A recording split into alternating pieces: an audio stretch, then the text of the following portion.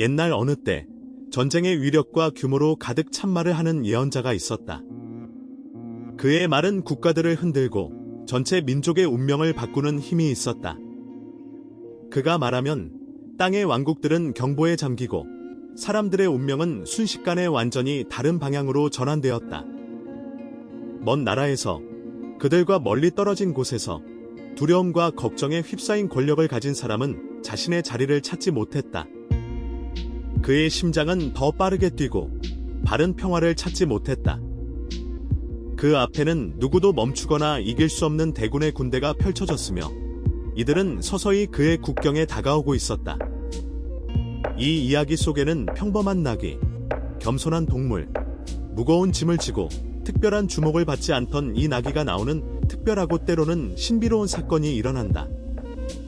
이 나귀는 인내심이 강하다고 여겨졌으며 대부분 조용히 있었지만 결국에는 기대를 뛰어넘는 사건의 목격자가 될 것이다. 그리고 이 동물에 올라탄 예언자보다 더 분명히 볼 수 있다. 이것은 성경에서 가장 특별하고 감동적인 이야기 중 하나로 신이 자신의 위대함과 힘을 드러내며 모든 관념을 뒤집고 인간의 야망과 교만에 대해 성찰하게 하며 그의 축복이 어떻게 운명을 바꿀 수 있는지 보여준다. 이 이야기에서 영적 시야의 정점이라 생각하는 인간은 갑자기 자신 앞에 서 있는 천사 앞에서 일시적으로 눈멀게 된다. 평소에 조용히 자신의 일을 하는 단순한 동물이 갑자기 예언자보다 더 깊은 지혜의 말을 내뱉는다. 이는 왜 하나님이 동시에 그래 보아 아니오를 말하는지 자신의 지혜와 계획을 보여주는 것이다. 바로 이 순간 소의 목소리가 인간의 자만심을 깨뜨리며 예언의 메시지가 수세기를 넘어 빛나는 베들레헴 별 위에 미래의 민족의 주를 가리키는 빛이 밝혀지는 때에 도달한다. 발람에 관한 이야기는 단순히 그 자체에 대한 이야기가 아니라 우리 모두와 더 가까운 이야기이다. 우리는 종종 운명이나 믿음이 보내는 경고와 신호를 무시하고 기회를 쫓는다. 우리는 마치 맹세하는 듯한 목소리로 순종을 말하지만 마음속으로는 자신의 욕망과 변덕을 따르고 싶은 욕구에 이끌리고 있다. 만약 나귀조차 예언자가 간과하는 것을 볼 수 있었다면 우리의 마음이 분리되어 있고 서로 다른 욕망이 싸우고 있을 때 얼마나 많은 것을 놓치고 있는지 알 수 있다. 이야기의 시작에서 이스라엘 사람들의 힘이 커지는 것에 대한 두려움과 걱정에 휩싸인 모압 왕 바락이 등장한다. 수평선 너머 먼 구름이 끓어오르는 언덕들에서 소문이 퍼졌다. 무엇인가 매우 빠르고 강력한 것이 애굽에서 출발했다는 것이다. 이스라엘 민족이 디딘 곳에서는 성벽이 무너지며 적들은 사라지고 군대들은 못 이기는 하나님 앞에서 쓰러졌다. 이 영광은 민족 자체뿐 아니라 그들과 함께하는 신에게도 속해 있었다. 왕궁의 테라스에서 바락은 수평선을 주에 깊게 살피며 그의 표정은 긴장되고 걱정스러웠다. 멀리 종처럼 울려 퍼지는 소리처럼 이스라엘의 수천 개 텐트가 드러났습니다. 마치 작은 섬들처럼 텅 빈 언덕 배경에 자리 잡은 미니어처 섬들 같았습니다. 가족들이 불꽃 주위에 모였고 아이들은 모래 위에서 놀았으며 노인들은 별빛 아래 고대 전설을 이야기했습니다. 왕에게 이 모습은 무기나 전차보다 훨씬 더 위협적이고 두려운 것이었습니다. 그들이 많군. 그는 낮은 속삭임으로 깊은 숨을 들이쉬며 가슴이 조여오는 불안을 느꼈습니다. 만약 그들이 공격한다면 모압은 건초 더미처럼 타버릴 것이다. 두려움이 그의 내면을 태우는 가운데 해결책이 전혀 없다는 절망적인 결론이 떠올랐습니다. 그는 그의 무기가 이 민족과 그들의 신의 방패를 뚫지 못한다는 것을 이해했고, 그래서 다른, 보이지 않는 방식으로 싸울 방법을 찾아야 했습니다. 잡히지 않으면서도 강력한 무언가를.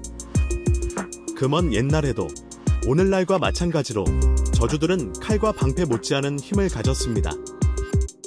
한 단어가 강력한 인물의 손에 들어가 전투의 결과, 승리 또는 패배를 결정짓는 무기가 될 수 있었습니다. 그리고 이 세계의 중심에서 사회와 경외심을 불러일으키며 이름이 불렸던 두려움과 존경을 동시에 일으키는 이름이 바로 그대의 이름이었습니다. 그것은 발람이었습니다. 영적 세계를 볼 수 있는 독특한 능력을 지닌 사람으로서 사건의 결과를 지혜롭게 예측할 수 있던 자, 그는 단지 예언자가 아니었으며 그의 명성은 나라의 경계를 넘어 퍼졌습니다. 그가 축복하는 곳에는 축복과 풍요가 넘쳤고 저주하는 곳에는 멸망과 고통이 엄습했습니다. 많은 왕과 군주들이 그의 조언을 구했고 축복을 간절히 원했으며 그는 강력하고 예측 불가능한 적과의 싸움에서 마지막 희망이었습니다. 발람의 마음속에서 이스라엘 사람들은 단지 강렬하고 매우 위험한 그림자였으며 어떤 희생을 치르더라도 멈춰야 할 대상이었습니다. 돈과 힘을 가리지 않고 왕은 그에게 사절단을 보냈습니다.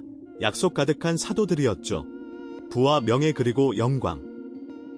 그는 원하는 결과를 얻기 위해 어떤 희생도 감수할 준비가 되어 있었습니다. 그들은 평야와 계곡을 지나 강을 건넜으며 산을 기어올라 하늘 높이 올랐고 딱 하나의 분명한 임무를 수행하며 여정을 계속했습니다. 발람이 이스라엘의 힘을 무너뜨리고 굳건한 방어막을 깨트리기 위해 말을 하도록 설득하는 것. 그들의 여정은 길고 험난했으며 수많은 위험과 시련으로 가득 차 있었지만 그들의 임무의 중요성은 마치 단순한 자연을 넘어서 민족의 운명을 결정짓는 것처럼 느껴졌습니다. 왕의 사절단인 발람에게 점점 더 강해지는 책임감이 마음속에 자리 잡았는데 그의 말 한마디가 전쟁의 운명을 좌우할 수 있었기 때문입니다. 그러나 명백한 목표에도 불구하고 이미 공중에는 어떤 은밀한 그림자, 마지막 희망 사이에 숨어있는 아이러니가 감돌고 있었습니다. 자신이 두려워하던 모압의 왕 발락은 이스라엘 민족을 매우 두려워했지만 그는 그들의 신 앞에서는 두려움에 떨지 않겠다고 다짐하지 않았습니다. 그는 자신의 생각 속에서 부와 금은보화가 하늘의 더 큰 계획들을 바꿀 수 있다고 믿었습니다. 모든 천상의 결정이 인간의 욕심과 물질적 믿음 아래서 사라질 것이라고 생각했습니다. 그는 가격과 부가 이미 신이 정하신 운명을 바꿀 수 있다고 확신했다. 그는 말하길 입에서 나온 저주가 전능하신 하나님의 축복을 폐하할 수 있다고 상상했다. 그러나 그의 마음에는 가장 기본적이고 중요한 사실이 없었다. 어떤 부와 재단, 재물도 하나님의 뜻을 바꿀 수 없다. 돈이나 희생제물, 마법 의식 따위는 모두 하나님의 계획에 대한 약한 저항일 뿐이었다. 그럼에도 불구하고 그의 사절단은 절망과 희망을 운반하며 기적을 기대하며 길을 떠났다. 멀리 더 평화롭고 고요한 땅에 발람이 살고 있었다. 그의 이름은 모든 궁정과 궁중에 알려져 있었고 민족의 운명을 영향을 미치고 사건의 결과를 말로 좌우하는 예언자로 유명했다. 그의 집은 겸손하고 소박했지만 그의 평판은 위험 있었다. 그의 손은 삶의 길을 가리키고 그의 입에서는 예언과 계시가 흘러나와 통치자들을 경외하게 하였고 적들을 두려움에 떨게 했다. 멀리서 온 사람들은 그에게 조언을 구하러 왔으며 그의 말은 세상 통치자들뿐만 아니라 그의 지혜와 힘을 듣고 감탄하는 민족들의 마음에도 존경받고 있었다. 발람에게 온 발람의 사절단은 오랜 여정의 먼지로 덮여 있었는데 그들은 곧바로 그들의 임무의 핵심을 전달했다. 그 앞에 그들은 이스라엘 민족에 대한 저주를 간청하는 목적이 있었다. 이 민족은 최근에 에서에서 나와 지금은 뻗쳐 모든 땅을 차지하며 새로운 영토를 잡아가고 있었다. 그들의 간청은 간단하고 명확했다. 발람에게 저주를 내려서 적들이 그들을 이길 수 있게 해달라는 것. 그리고 이러한 도움에 대한 보상으로 부와 명예를 약속하는 것. 발람의 눈앞에 이 유혹적인 제안이 떠올랐다. 그의 마음속에는 권력, 명성, 부와 존경을 얻을 수 있다는 생각이 스쳤다. 하지만 유혹에도 불구하고 예언자는 주님의 추천 없이는 원하는 대로 행동할 수 없다는 것을 깨달았다. 그 저녁, 그는 기도로 깊은 침묵에 잠겼다. 신의 인도를 받기 위해서였다. 그리고 그 답변은 매우 분명하게 마치 하늘의 벼락처럼 나타났다. 이 백성을 저주하지 말고 복을 내리라. 이 말은 짧고 명확했고 마치 화살처럼 날아갔다. 이스라엘은 하나님께 특별히 보호받고 있었으며 아무 인간의 말, 마법이나 이방 의식도 하나님의 축복을 폐지할 수 없었다. 다음 날 아침, 발람은 즉시 대답했다. 돌아가라. 주님이 함께 가는 것을 허락하지 않으셨다. 모든 것이 분명해 보였으나 그의 답변에는 한 가지 미묘한 점이 숨겨져 있었다. 발람은 거절의 진짜 이유를 설명하지 않았고 이스라엘이 축복받았음을 말하지 않았다. 그리고 상높은 자에게 대항하는 것은 어리석은 일임을 인정하지 않았다. 그는 단지 약간 열린 문을 남기며 아직 일이 끝나지 않았음을 암시했다. 사절단은 바알람에게 돌아갔고 실망에 가득 차서 바로 결론을 내렸다. 제안이 너무 미약했다. 더욱 존경받고 권위 있는 대표자들을 보내야 했으며 더 많은 약속과 보상을 제공하는 것이 필요했다. 이것이 새로운 단계의 게임이 시작되었음을 의미했다. 그것은 선지자, 왕의 두려움, 하늘의 관찰이 함께 참여하는 전이었다. 이들은 사람들의 마음속에 숨겨진 것들이 무엇인지, 앞으로 어떤 일이 일어날 것인지를 드러내기 위해 준비된 자들이었다. 이 새로운 사절단은 권력과 명예의 상징인 귀족들, 영광과 명예를 입은 사람들이었으며 이전보다 더욱 빛나고 중요하게 도착했다. 그들은 단순한 말뿐만 아니라 약속, 협박, 엄숙한 약속이 섞인 눈부신 조합을 가져왔다. 이들의 손에는 단순히 말이 아니라 권위가 있었고 그들로부터 불안한 긴장감이 흘러나왔다. 그들은 발람을 위대한 선지자라고 부르며 왕의 요청을 거부하지 말라고 간청했고 그에게 동의만 해준다면 풍성한 보상을 약속했다. 그들의 말은 마치 열렬한 간절함과 희망이 가득한 요청처럼 들렸으며 발악은 불가능한 것을 간절히 바라는 듯 선지자가 국민을 저주하도록 애원하는 것 같았다. 내면 깊숙이 발람은 오래전부터 잠재우려 했던 내적 불꽃이 다시 타오르는 것을 느꼈다. 첫 번째 사절단은 그의 상상력을 깨우고 부와 명성에 대한 꿈을 일깨웠으며 두 번째 사절단은 이미 가슴속에 그 숨기기 어려운 불꽃을 밝혀주었다. 그는 자신의 말로 인해 변할 수 있는 운명에 대해 생각하기 시작했고 동시에 두려움, 믿음, 안정과 권력을 유지하고 싶은 욕망이 마음속에서 싸우고 있었다. 그는 매우 경건한 태도로 대답했다. 발악이 내게 모든 은과 금으로 가득 찬 그의 재산을 준다 해도 나는 결코 주님의 명령 외에는 할 수 없을 것이다. 이 발언에는 거룩함과 겸손이 담겨 있는 것 같았으나 마음속에서는 여전히 야망의 불이 타오르고 있었다. 만약 그가 진심으로 하나님의 뜻에 온전히 복종했다면 그는 즉시 멈추고 사절들을 돌려보내며 더 이상 자신의 욕망을 위해 시도하지 않았을 것이다. 하지만 그는 그렇게 하지 않았다. 대신 그는 덧붙였다. 이 밤 여기 머무르십시오. 다시 주님께 상담하겠습니다. 그분이 뭐라고 하실지, 왜 다시 상담을 하는 것일까? 이미 하나님께서 명확히 말씀하셨는데? 이 민족은 축복받았고 모든 것이 끝났다.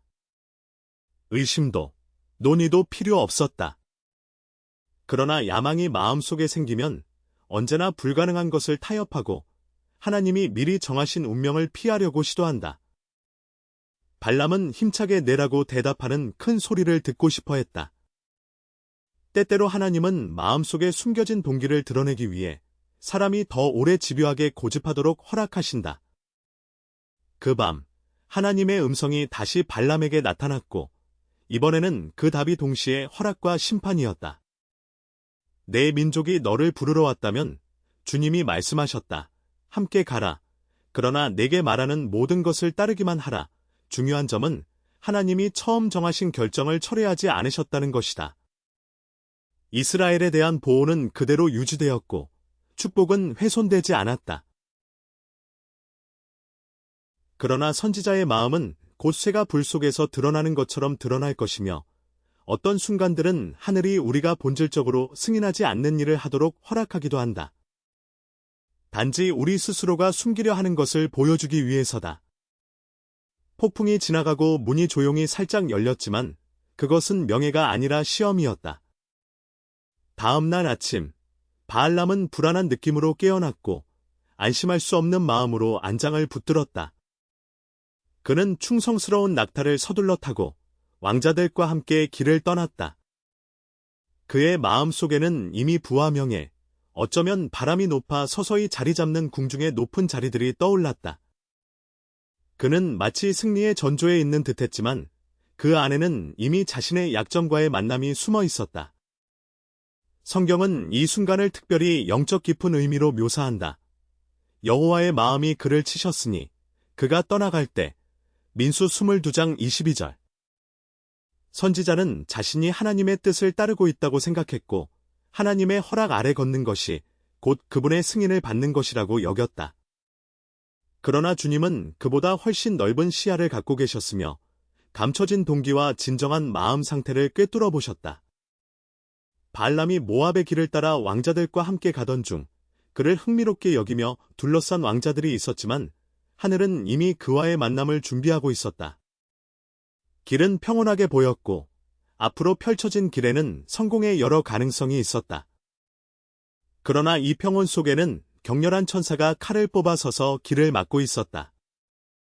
그를 보는 낙타는 즉시 방향을 비틀어 들판으로 도망쳤다. 발람은 함께 온 왕자들 앞에서 굴욕감을 느끼며 분노에 찼다. 일이 잘못되어 가는 것을 깨닫지 못하고 그는 공격적인 반응을 보였으며 신실한 동물을 때렸다. 다음 천사는 포도원 사이 좁은 통로에 다시 나타났는데 그곳은 오해할 수 없는 비밀 통로였다. 그는 다시 칼을 들고 길을 막고 서 있었다. 운명의 이 길에서 경고 표지와 더바인 개입의 징표는 선지자에게 그가 범한 오해와 내부의 맹목에 대해 다시 상기시켰다. 이 만남은 심오한 교훈이 되었다.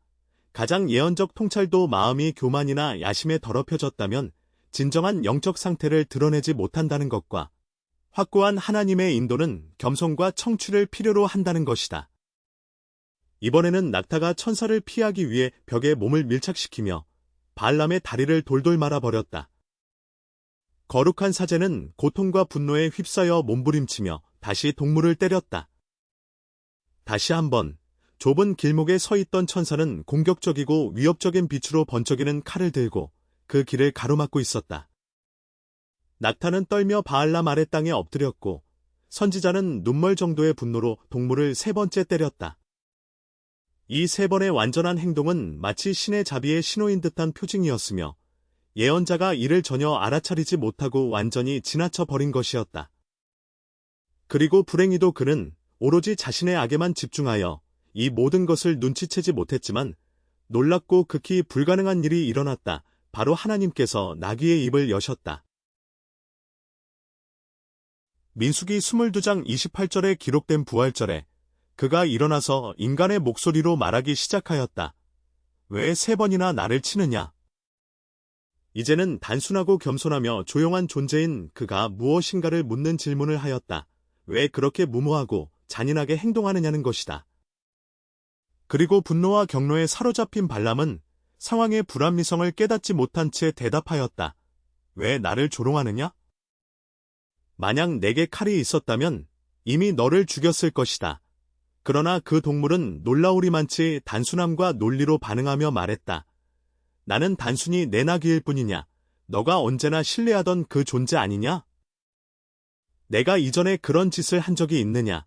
발람은 평온하고 자신감 있게 대답하는 동물의 모습에 당황하고 충격받으며 이 우스꽝스러운 상황 뒤에 누군가 또는 무엇인가 매우 중요한 비밀이 숨어 있음을 깨닫기 시작하였다. 그 순간 하나님은 예언자의 눈을 뜨게 하고 멸망에서 구원하기 위해 다시금 나귀의 입을 열고 그의 목소리를 분명하고 또렷하게 들리게 하셨다. 왜 3번이나 나를 치느냐? 나는 너와 대적하려고 왔다. 내 길이 내 앞에 부정했기 때문이다. 나는 너를 본다.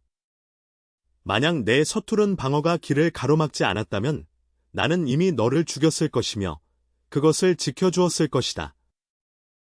그녀는 너보다 더 통찰력이 있었기 때문에 나를 보았기 때문이다. 나는 너 앞에 서 있는 주님의 천사를 칼을 든 채 단호한 눈빛과 엄숙함으로 무장을 하고 강력한 힘을 행사할 준비가 된 모습을 보았다. 나는 이 모든 것을 내 섬세한 직감과 감성 덕분에 알게 되었으며 바로 그것이 위험을 감지하고 경고한 것이다라면서 말했다. 이 계시는 발람을 깊은 영혼의 충격에 빠뜨렸다. 그 순간 분노에 눈멀어 하나님의 가르침과 계명을 잊어버린 예언자가 세 가지 투명한 경고를 거부하는 바로 그 순간 진정한 지혜와 명료함의 풍경이 그 앞에 펼쳐졌다. 그때까지 순종적이고 어리석다고 여겨졌던 나귀가 그의 눈에는 하나님의 목소리로 신성한 자비와 지혜의 표상으로 자리 잡기 시작했다. 떨리고 몸서리친 발람은 고백하였다. 내가 죄를 지었소. 내 앞에 계신 분이 하나님인 줄 몰랐소? 내가 한 행동이 당신을 속상하게 하거나 모욕했다면 기꺼이 물러서서 돌아가겠소. 그러나 바로 그 순간 하나님의 목소리가 예언자의 마음속 깊이 선명하고 단호하게 들렸다. 이 사람들과 함께 가거라. 그러나 내가 너에게 말하는 것만을 하여라. 이제는 자신감 넘치는 마법사와 예언자가 아닌 자신의 불신과 실수를 깨달은 인간으로서 그는 모압으로 향하였다. 그의 마음에는 더 이상 자신이 영적 세계의 주인인 것이 아니었으며 만약 달리 행동했다면 하나님의 분노에 얼마나 가까이가 있을 수 있었는지에 대한 깨달음이 자리 잡고 있었다. 그에게 보여줄 것이 모아산 언덕에서의 경관은 훨씬 더 웅장하고 의미심장하게 느껴질 것이었다. 그들이 모아산 고지대에 도달했을 때 길은 여전히 뜨겁고 먼지 투성이의 초원지를 통해 이어지고 있었다. 마른 땅과 불안한 기운의 냄새가 배어든 따뜻한 바람이 걱정의 안개를 간신히 걷어내고 있었다. 모아 왕인 발락은 이스라엘의 접근 소식을 듣자마자 두려움을 감추지 못했고 그 마음속에는 불안의 불이 타오르고 있었다. 그들이 가진 힘과 땅과 가까워질수록 재앙이 닥칠 것만 같았다. 예언자가 도착했을 때 왕은 그에게 이스라엘 군대를 한눈에 볼 수 있는 곳, 태양 아래 하얀 색깔의 텐트들이 파도처럼 펼쳐진 모습을 갑작스럽게 보여주었다. 그 모습은 인상적이면서도 두려움을 자아내어 강력함과 불패의 이미지를 만들어냈다. 그 군대는 마치 거대한 바다처럼 언덕 아래에 펼쳐진 것 같았고 텐트들은 햇빛을 받아 마치 바다의 파도처럼 일렁이고 있었다. 높은 곳에서 바라보는 사람 왕이거나 그의 조언가들이 에게 이것은 하나님의 풍요로움과 힘이 고정되어 흔들리지 않는 힘을 상기시키는 것이었다.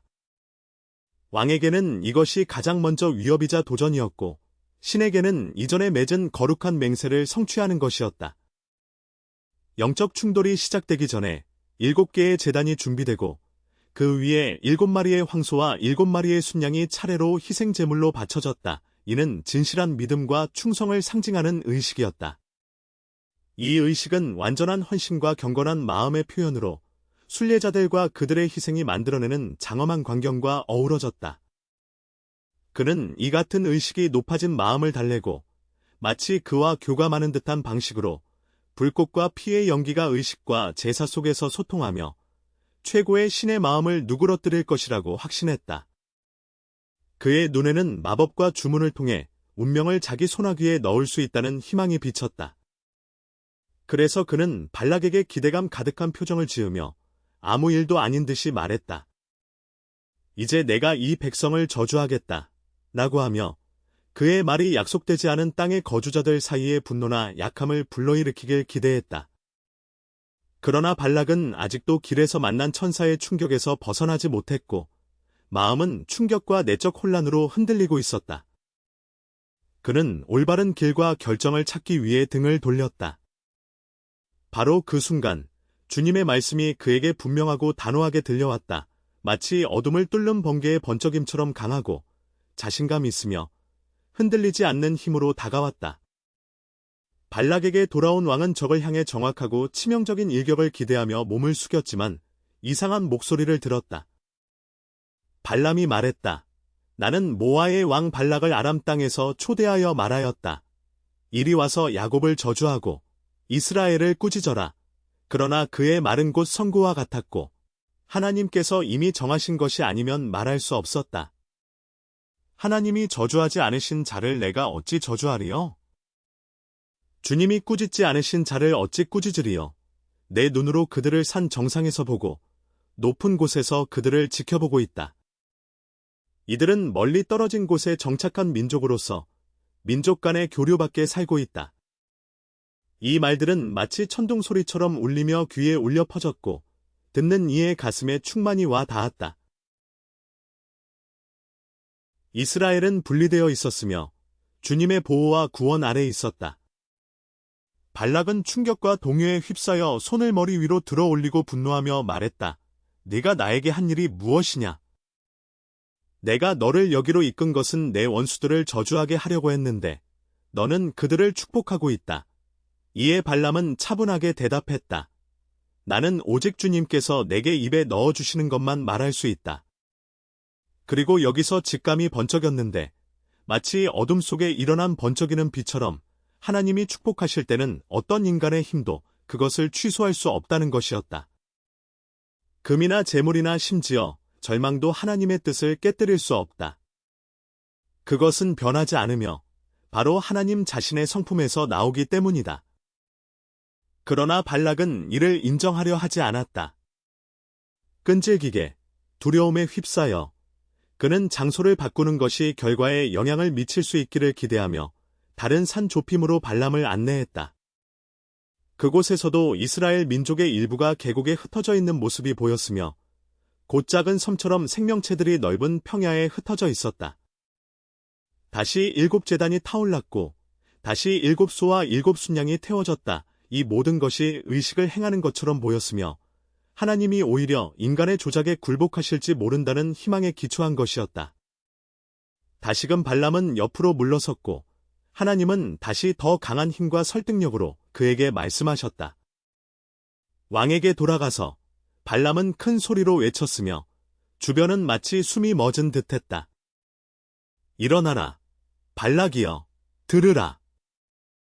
사람이 아니니 거짓말하지 않고 인생의 아들이 아니니 후회하지 않는다. 내가 너에게 수천 번 말한다.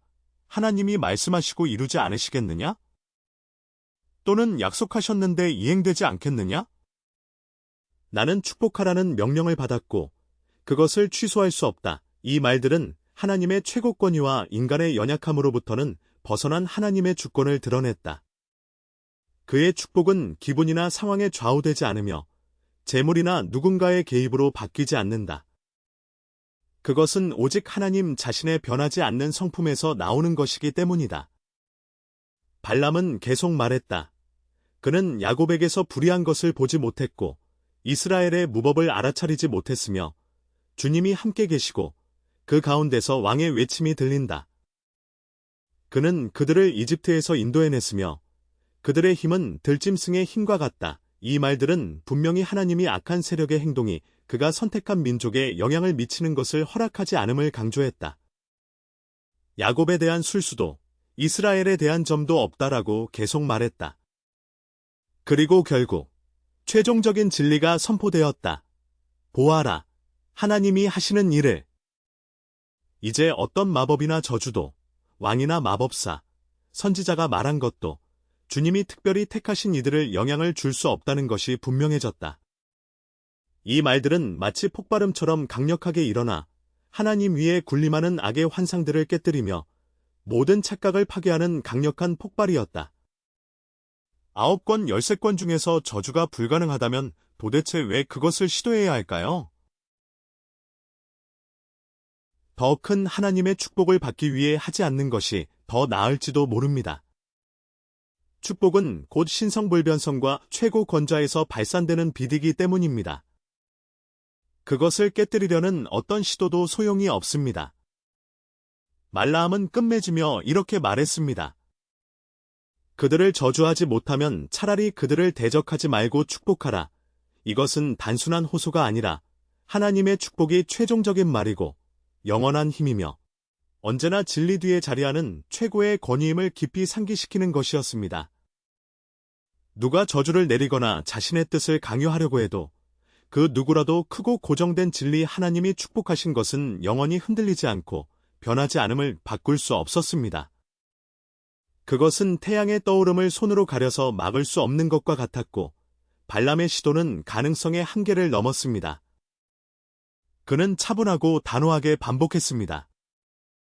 내가 이미 말했소. 나는 하나님께서 명령하신 것만 말하리. 그러나 이 말에도 불구하고 왕의 고집은 발람을 쉽게 포기하게 하지 않았습니다.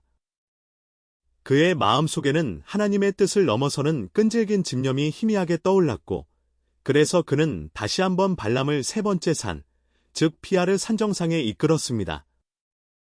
그곳은 광활한 사막 너머에 우뚝 솟은 높고 위험 있는 산이었으며 그곳에는 7제단이 세워졌고 각각에서 7송아지와 7순양의 희생 제물이 타오르고 있었습니다. 그것은 애타게 감동과 놀라움을 자아내는 집념으로 드려지는 제사였습니다. 같은 의식과 공식이 반복되었고 더 유리한 응답을 기대하며 또다시 반복되었습니다. 인간의 끈질김과 고집이 신의 뜻 앞에서 얼마나 무모한지 왕의 행동에서 뚜렷이 드러났습니다. 그러나 이번에는 다른 일이 일어났습니다. 발람은 표식을 찾거나 점괘를 구하거나 인간의 조언을 구하지 않았으며 전통적인 방법으로 의미를 추측하거나 아무 예측도 하지 않았습니다. 갑자기 강력하게 하나님의 영이 그에게 내려와 그의 입에서 나오는 말이 영원히 이스라엘의 역사를 바꾸는 흔적이 되었습니다. 이것이 바로 영원의 흔적이었습니다.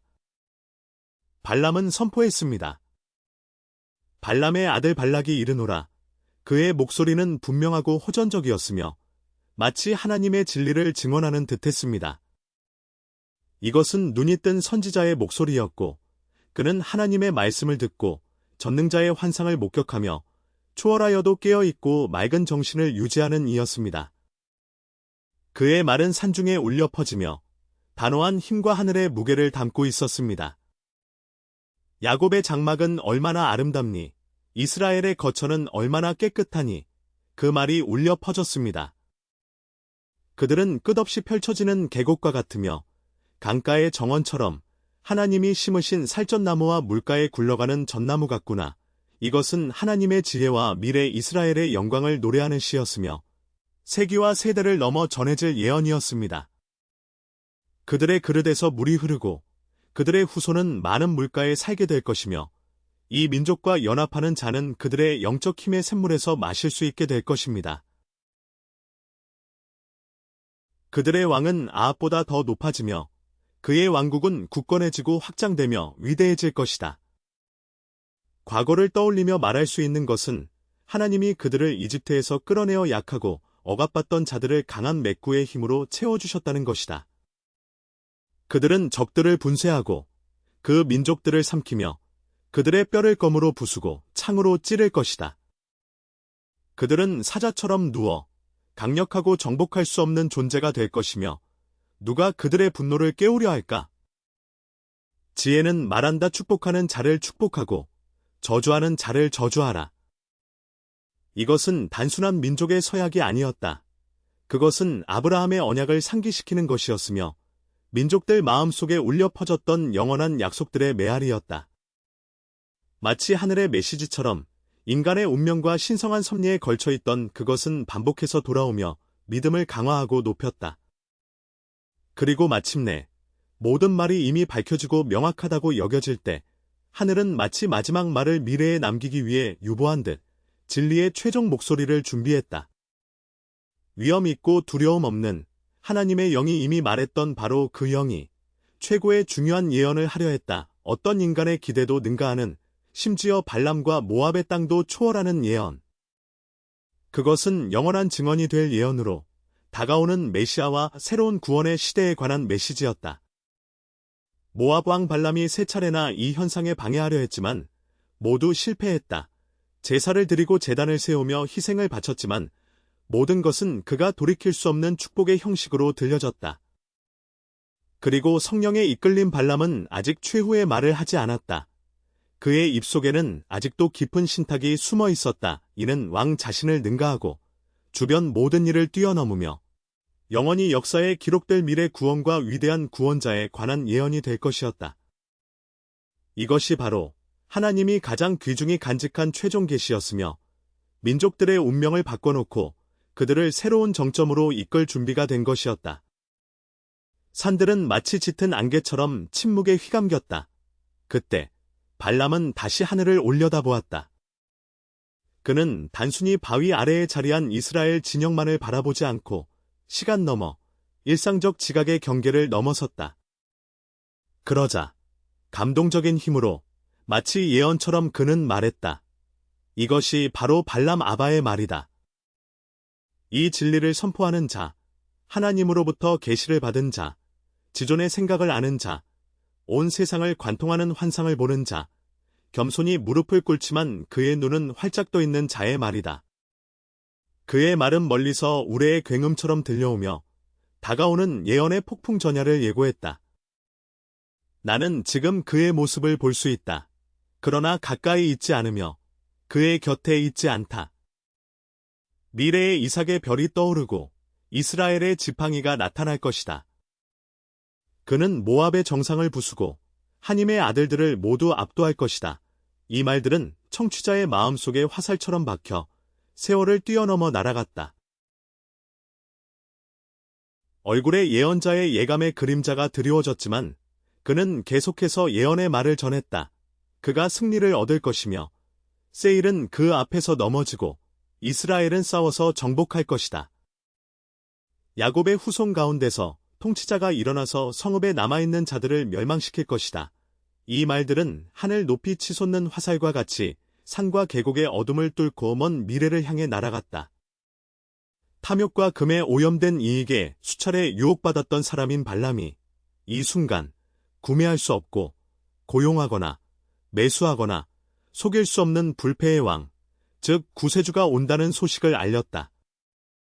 별과 지팡이는 돌파할 수 없는 메시아, 구원자를 가리켰다. 시간이 흐른 후 동방의 현자들은 밤하늘에 떠있는 이상한 별을 보고 그 빛을 따라 베들레헴으로 향했다. 그들조차도 무심코 오래된 환상, 즉 분열된 예언자 발람의 환상을 반복하고 있었다는 것을 몰랐다. 이 아이러니는 특히 쓰라리게 느껴졌다. 한때 거의 탐욕의 욕망에 굴복하려 했던 예언자가 유혹을 이겨내는 왕을 예고했기 때문이다. 그 왕은 어떤 유혹에도 굴복하지 않고 금전으로 저주를 샀거나 매수하거나 속거나 하지 않는 존재였다. 그분의 별과 지팡이는 건방진 메시아 구원자를 가리켰고 이 세상의 구원을 가져올 자였다. 발람은 비록 진리를 말했지만 자신의 운명을 이중의 선물로 보았다. 그는 영예의 전달자이면서 동시에 경고의 상징이 되었다. 그의 말은 신성한 계시의 최고의 행위였지만 그는 여전히 취약한 인간이었다. 쉽게 유혹에 넘어가거나 무지의 탐욕에 빠질 수 있었고 그것은 결국 그의 파멸로 돌아올 것이었다. 이 사건은 모든 이에게 영적 선물도 순종과 겸손 없으면 그 가치를 잃는다는 것을 보여주었다.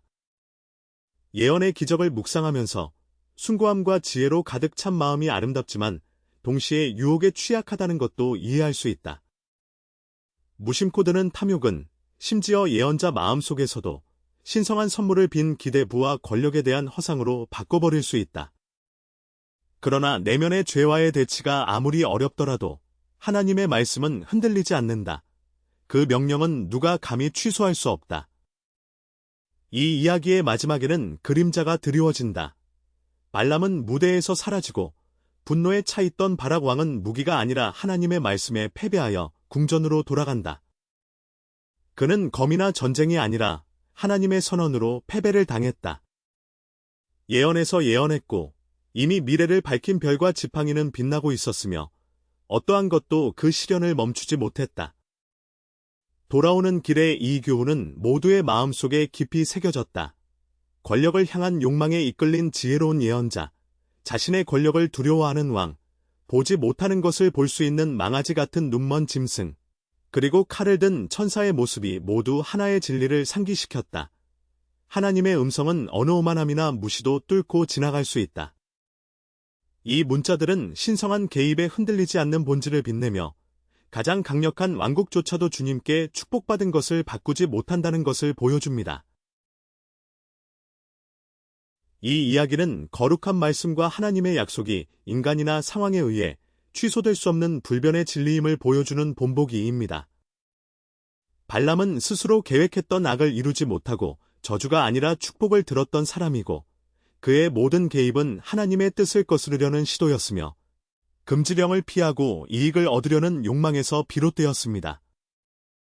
그러나 그의 행동은 결국 이스라엘의 미래와 곧 모든 민족 위에 다스릴 왕에 관한 운명적인 예언을 들게 하였고 이는 곧 하나님께서 모든 것을 통제하고 있음을 분명히 보여줍니다.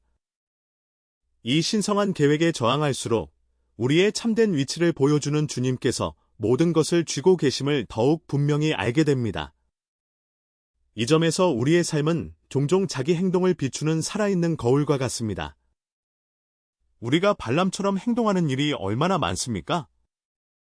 하나님 앞에서 침묵하며 듣는 척하면서 동시에 자신의 의도를 승인받기 위해 참된 목표를 감추지 않고 드러내며 원하는 바를 이루려 하는 경우가 많지 않습니까?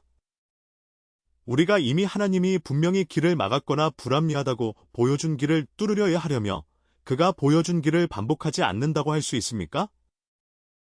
이의 상징은 그의 나귀의 자세입니다.